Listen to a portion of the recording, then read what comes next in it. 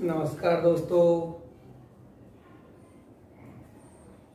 दोस्तों मेरा नाम है एच.एल. सैनी और टेक्निकल गुरु एच.एल. सैनी यूट्यूब चैनल में मेरे सभी प्यारे दोस्तों का हार्दिक स्वागत है। दोस्तों आज की क्लास में हम एक नए टॉपिक के बारे में बात करेंगे और वो टॉपिक है दोस्तों प्रतिरोधों के संयोजन और उससे जुड़े हुए न्यूमेरिकल। आज की क्लास में हम थ्योरेटिकल पार्ट थोड़ा सा कम और न्यूमेरिकल पार्ट में चर्चा थोड़ी सी ज्यादा करने वाले हैं। तो दोस्तों स्टार्ट करते हैं आज का ये वीडियो।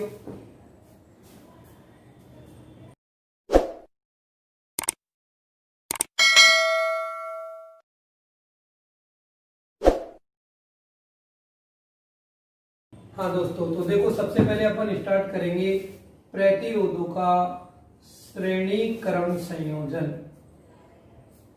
हमारा जो पहला टॉपिक रहेगा वो रहेगा सीरीज कनेक्शन। क्या रहेगा दोस्तों?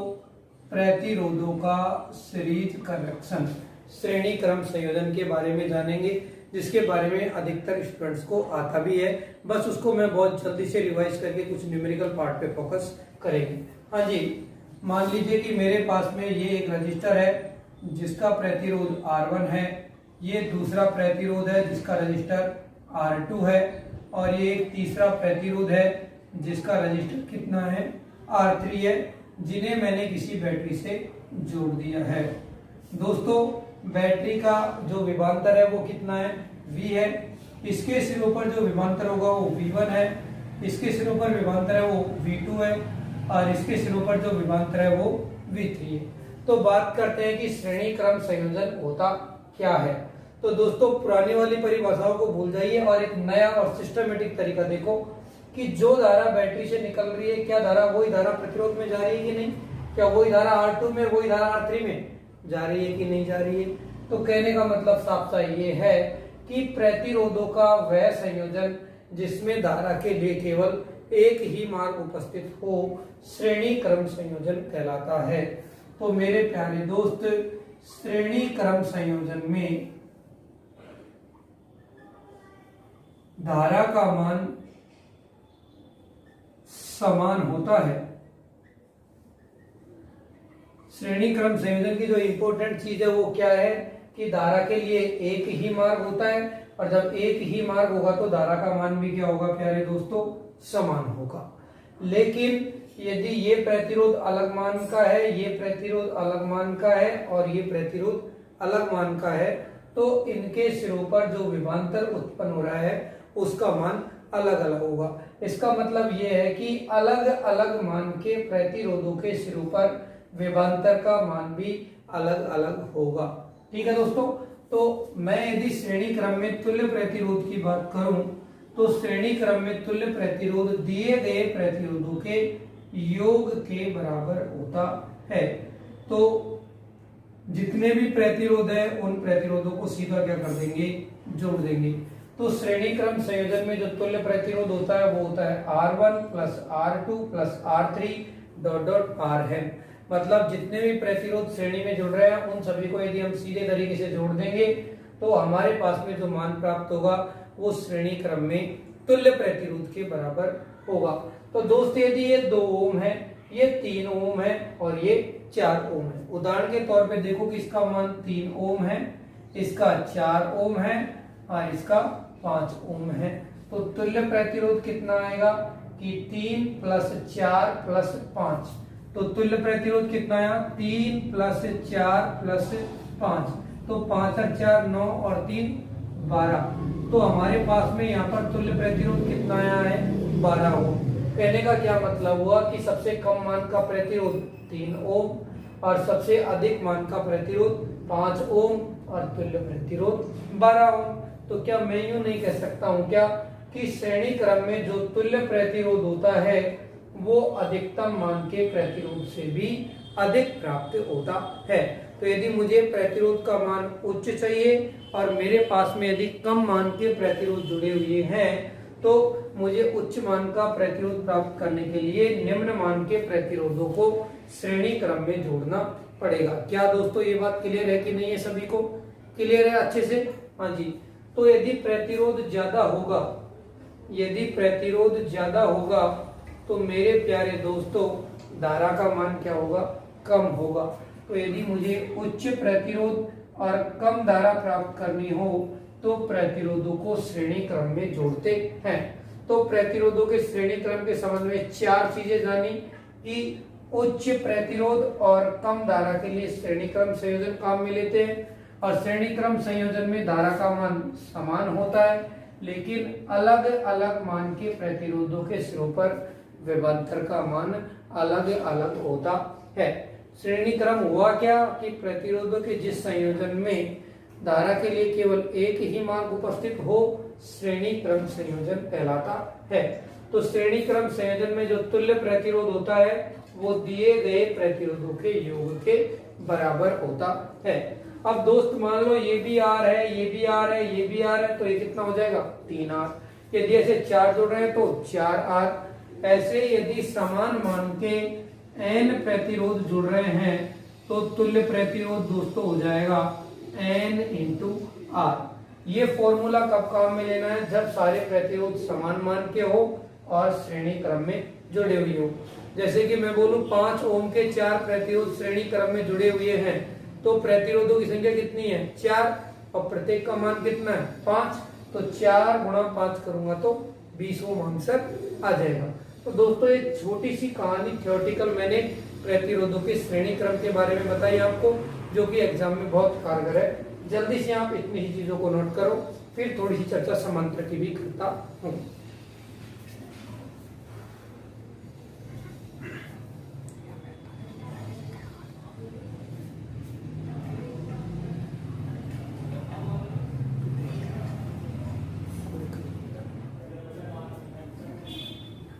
हाँ जी, तो आपने ये उतार लिया होगा। आगे चर्चा करता हूं मेरे प्यारे दोस्तों प्रतिरोधों का समांतर क्रम संयोजन। आगे जो विषय है वो कौन सा है दोस्तों, प्रतिरोधों का समांतर क्रम संयोजन के बारे में जानेंगे।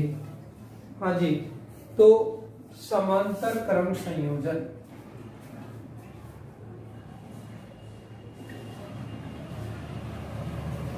समांतर क्रम संयोजन को मेरे प्यारे दोस्तों अंग्रेजी में कहते हैं पैरेलल कनेक्शन। ठीक है, तो समांतर क्रम संयोजन का मतलब क्या है। माना कि मेरे पास में एक प्रतिरोध ये है, ठीक है, दूसरा प्रतिरोध ये है और तीसरा प्रतिरोध ये है। इसका मान R1 है, इसका मान R2 है और इसका मान R3 है। और 3 देखो, तीनों प्रतिरोधों का एक सिरा किसी एक बिंदु से और दूसरा सिरा किसी दूसरे बिंदु से जोड़ दिया। तो दोस्तों इस प्रकार का जो संयोजन है वो कहलाता है समांतर क्रम संयोजन। यदि इन प्रतिरोधों को मैं किसी बैटरी से जोड़ देता हूं,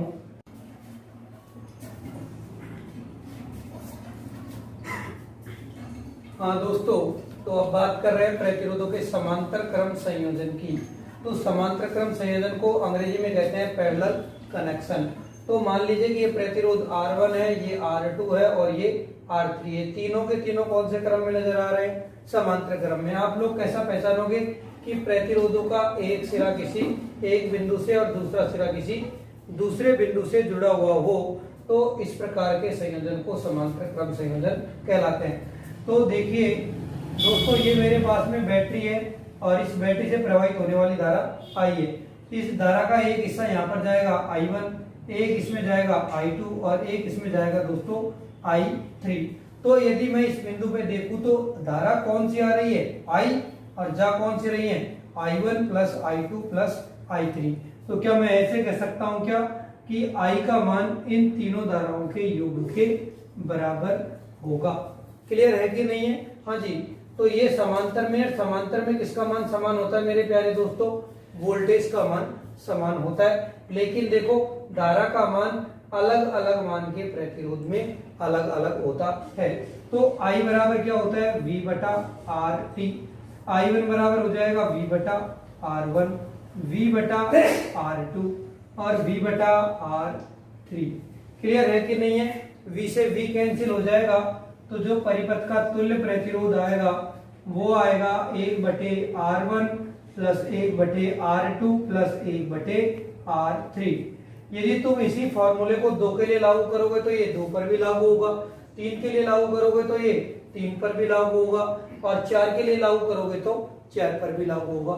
लेकिन मेरे प्यारे दोस्त, यदि तुम 2 के लिए एक सिंपल फॉर्मूला निकालना चाहो तो इसको हल करने पे हमें प्राप्त होता है कि दोनों का गुणनफल बटे दोनों का योगफल। लेकिन ध्यान रखना दोस्तों, ये फार्मूला केवल और केवल कितने के लिए लागू होता है? 2 के लिए ही लागू होता है। ये इन दोनों को हल करने के बाद में प्राप्त हुआ है। यदि ये सारे प्रतिरोध समान मान के होंगे तो जो तुल्य प्रतिरोध होगा वो होगा R/N। तो दोस्तों, अभी तक हमने जो चर्चा की है वो प्रतिरोधों के श्रेणी क्रम संयोजन, और दूसरे की बात की हमने समांतर क्रम संयोजन की। समांतर क्रम संयोजन की सभी बातों को हम एक बार फिर से रिवाइज करने की कोशिश करते हैं। कैसे? देखो मेरे प्यारे दोस्त, कि समांतर क्रम संयोजन में जो धारा है उसका मान अलग अलग मान के प्रतिरोध में अलग अलग होता है, लेकिन विभवांतर का मान क्या होता है? समान होता है। हाँ जी। अब तीसरी बात कि समांतर क्रम में जो तुल्य प्रतिरोध होगा वो क्या प्राप्त होता है? कम। जब प्रतिरोध का मान कम होगा प्यारे दोस्तों तो धारा का मान क्या होगा? अधिक। अर्थात उच्च धारा और निम्न प्रतिरोध के लिए समांतर क्रम, और उच्च प्रतिरोध और कम धारा के लिए श्रेणी क्रम संयोजन काम में लेते हैं। जल्दी से आप लोग इन चीजों को नोट कर लीजिए, मैं छोड़ता हूं, जल्दी से स्क्रीनशॉट ले लीजिए।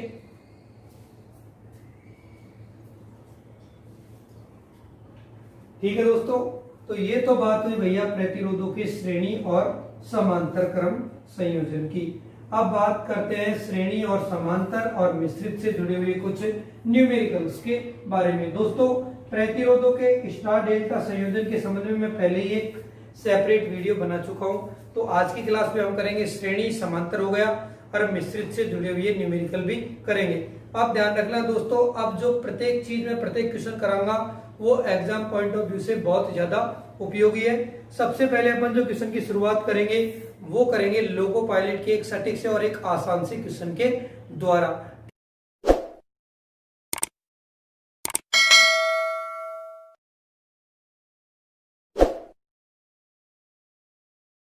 पहले क्वेश्चन के साथ में तो लिखता हूं मैं पहला क्वेश्चन आपको लोगों को स्क्रीन पे, कि यदि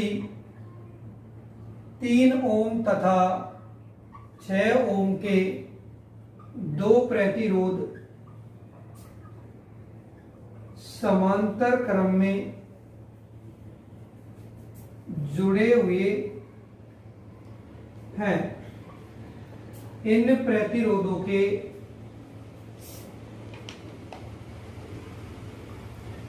श्रेणी क्रम में 8 ओम का प्रतिरोध तथा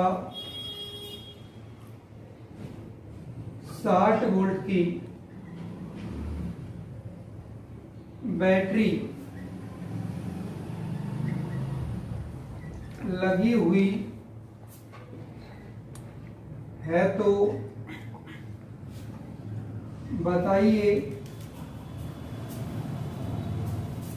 6 ओम के प्रतिरोध में धारा का मान क्या होगा। हाँ जी, क्वेश्चन को एक बार सभी लोग गौर से पढ़ लें। क्वेश्चन में क्या दे रखा है कि 3 ओम तथा 6 ओम के 2 प्रतिरोध समांतर क्रम में जुड़े हुए हैं। तो ये देखिए, ये 3 ओम का प्रतिरोध हो गया और ये 6 ओम का प्रतिरोध हो गया, और दोनों कौन से क्रम में जोड़ दिए? समांतर क्रम में। हाँ जी, आगे कह रहा है इन प्रतिरोधों के श्रेणी क्रम में 8 ओम का प्रतिरोध। इनके श्रेणी क्रम में क्या जोड़ दिया है? 8 ओम का प्रतिरोध तथा 60 वोल्ट की बैटरी। तो पूछना चाह रहा है कि 6 ओम के प्रतिरोध में धारा का मान क्या होगा। तो मेरे प्यारे दोस्त, धारा का मान तो तभी निकलेगा जब बैटरी से निकलने वाली धारा का मान हमें पता हो। अर्थात जब तक हमें आई के बारे में जानकारी नहीं होगी 6 ओम के प्रतिरोध में धारा का मान नहीं निकाल सकते। और दोस्तों इस I का मान कैसे निकालेंगे, तो V में किसका भाग लगाना पड़ेगा, तुल्य प्रतिरोध का भाग लगाना पड़ेगा। तो अब मुझे बताओ 6 और 3 का तुल्य प्रतिरोध कितना होता है। यदि मैं 6 और 3 का तुल्य प्रतिरोध पूछूं तो कितना आएगा। 6 और 3 कौन से क्रम में, समांतर क्रम में, और समांतर क्रम में तुल्य प्रतिरोध कितना आता है, R1 गुणा R2 बटे R1 प्लस R2। तो 6 गुणा 3 और जोड़ूंगा तो 6 प्लस 3। यदि मैं 18 में 9 का भाग दूंगा तो कितना ओम आएगा, 2 ओम। तो इन दोनों के स्थान पे तो कितना आ गया, 2 ओम, और इसके श्रेणी में कितना जुड़ रहा है, 8 ओम। तो मेरे पास में जो तुल्य प्रतिरोध आएगा वो 2 प्लस 8 करूंगा तो 10 ओम। भाई इन दोनों के स्थान पे कितना आ गया, 2। अब देखो इन दोनों की जगह 1 आ गया, 2 और 8 कितना हुआ, 10। तो मेरे पास में जो धारा आएगी वो आएगी 60 बटे 10 करूंगा तो 6 एम्पियर। कई बच्चे 6 एम्पियर ही आंसर लगा देंगे, जो कि क्या है, गलत है, क्योंकि 6 एम्पियर तो बैटरी से निकल रही है। अब देखो जब ये 6 एम्पियर की धारा, जब ये 6 एम्पियर की धारा यहाँ पर आएगी तो कितने हिस्सों में बट रही है, 2 हिस्सों में। जब 2 हिस्सों में बट रही है तो कौन सा नियम लगाएंगे, धारा वितरण का नियम। तो जिसमें धारा ज्ञात करते हैं उसके सामने वाला प्रतिरोध ऊपर। तो बताओ 6 के सामने कौन सा है, 3, तो 3 कहाँ जाएगा, ऊपर, बटे कुल कितना हो जाएगा, 6 प्लस 3, गुणा में कुल धारा कितनी है दोस्तों, तो 6।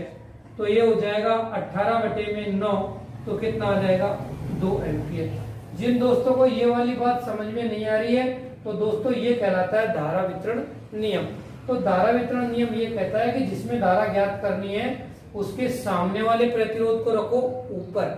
तो 6 के सामने कितना है, 3, तो 3 को कहाँ रख दिया, ऊपर, बटे में दोनों प्रतिरोधों का योग। तो दोनों प्रतिरोधों का योग कर दिया कि नहीं कर दिया, गुणा में आने वाली धारा। तो आ कितनी रही है धारा, 6, तो कितनी आएगा धारा का मान, 2 एम्पियर। दोस्तों ये लोको पायलट का क्वेश्चन है, जो अपनी रिसेंट लोको पायलट की एग्जाम हुई थी उसमें ये क्वेश्चन पूछा गया था। तो आप लोग जल्दी से इस क्वेश्चन को नोट कर लीजिए ताकि फिर अपन क्वेश्चन नंबर 2 के बारे में चर्चा करेंगे।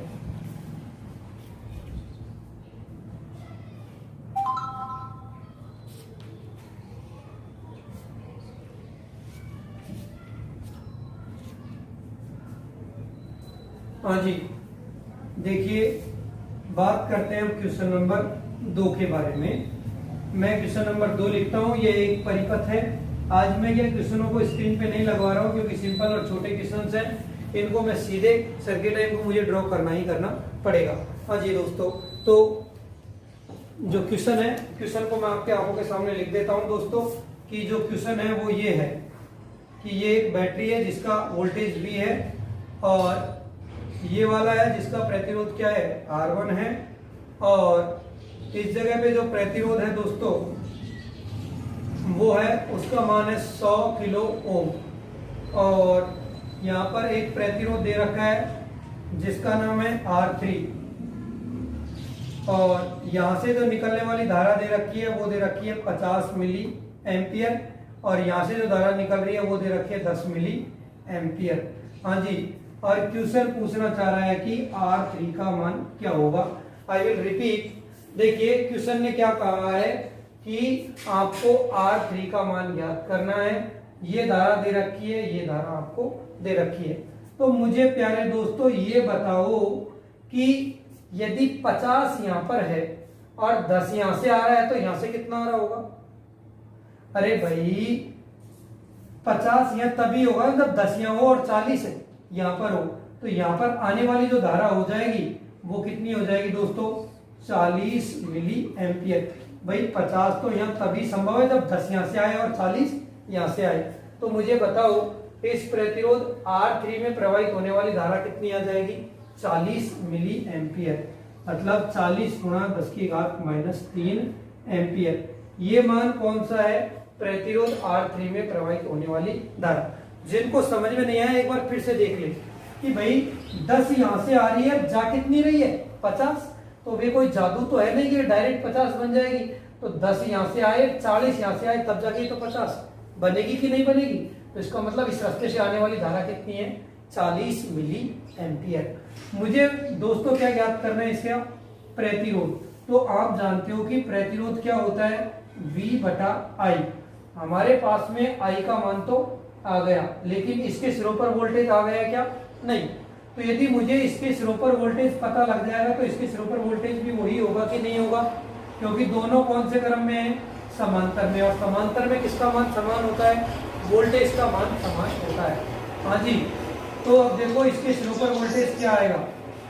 इसके सिरों पर वोल्टेज क्या आएगा? देखो इसका प्रतिरोध दे रखा है 100 किलो ओम और धारा दे रखी है 10 मिली एम्पियर।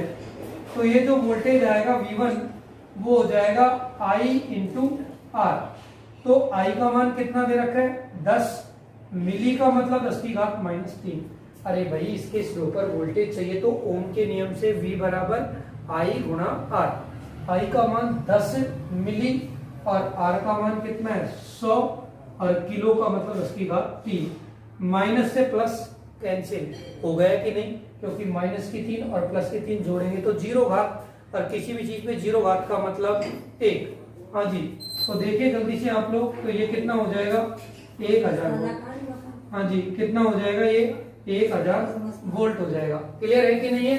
तो यदि यहाँ पर 1000 वोल्ट है तो यहाँ पर भी कितना होगा? 1000 वोल्ट। तो प्रतिरोध R3 का मान क्या हो जाएगा प्यारे दोस्तों? कि ये हुआ मेरा 1000 वोल्ट और धारा कितनी हो गई मेरे पास में? 40 मिली। हाँ जी, 40 से काटेंगे तो कितनी बार कटेगा ये? 25 बार। और 10 की घात -3 ऊपर जाएगा तो किसका हो जाएगा? प्लस का। तो दोस्त 25 का 25 और 10 की घात 3 का मतलब किलो ओम। तो मेरे प्यारे दोस्तों प्रतिरोध R3 का मान क्या होगा? 25 किलो ओम होगा। क्या होगा इस प्रतिरोध का मान? 25 किलो ओम। फिर भी कोई डाउट है तो R3 का मतलब क्या है? इसके सिरों पर वोल्टेज बटा इसमें प्रवाहित होने वाली धारा। तो समांतर में वोल्टेज समान आया। यदि यहाँ का 1000 आ रहा है तो यहाँ पर भी क्या होगा? 1000 ही होगा। तो प्रतिरोध का मान भाग लगाने पर कितना आया?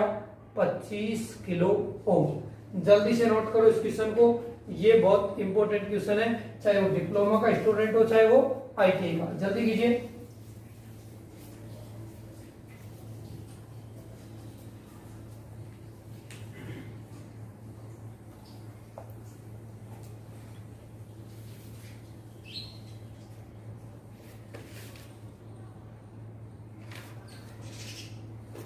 हाँ जी, नेक्स्ट क्वेश्चन।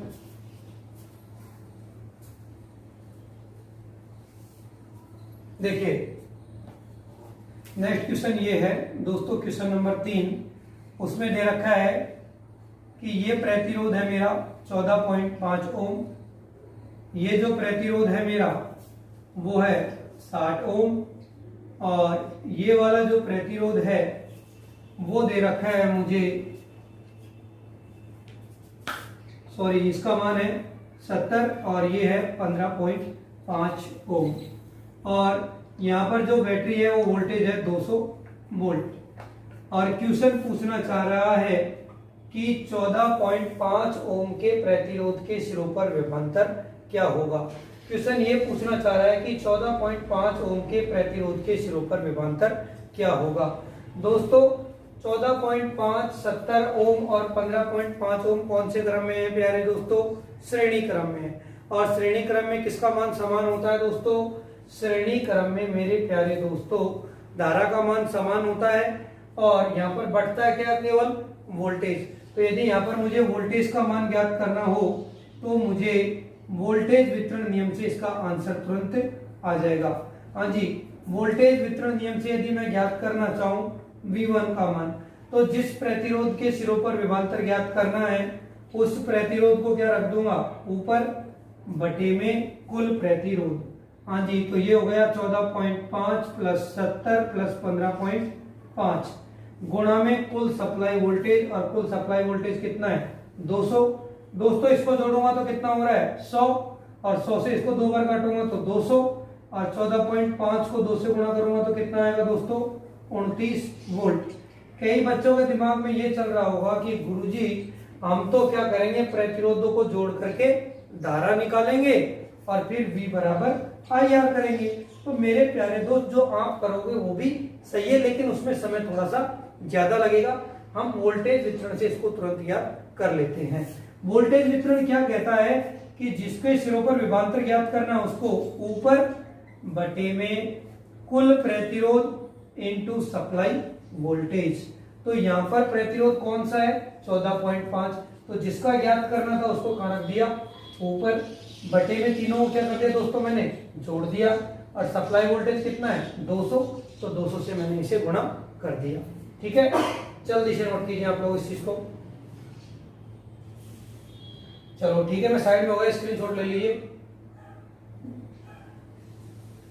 हाँ जी सुनिए, तो दोस्तों जो ये प्रतिरोध वाली सीरीज है ये थोड़ी सी लंबी चलेगी। इसमें हम 2 या 3 क्लास और लेंगे जिसमें सिर्फ न्यूमेरिकल की चर्चा करेंगे, क्योंकि प्रतिरोध है ही ऐसा टॉपिक जिससे नंबर ऑफ क्वेश्चंस बहुत अधिक आते हैं। अपन को नंबर ऑफ क्वेश्चंस का भी ध्यान रखना है। तो कैसे कैसे न्यूमेरिकल आते हैं, प्रत्येक टाइप के न्यूमेरिकल मैं आपको यहाँ सॉल्व करवाऊंगा। आज तो ये समझ लो कि फिल्म से पहले जैसे ट्रेलर आता है ना, ये तो प्रतिरोध की मूवी का ट्रेलर है। जैसे ही ये खत्म होगा आगे की नई सीरीज स्टार्ट करेंगे।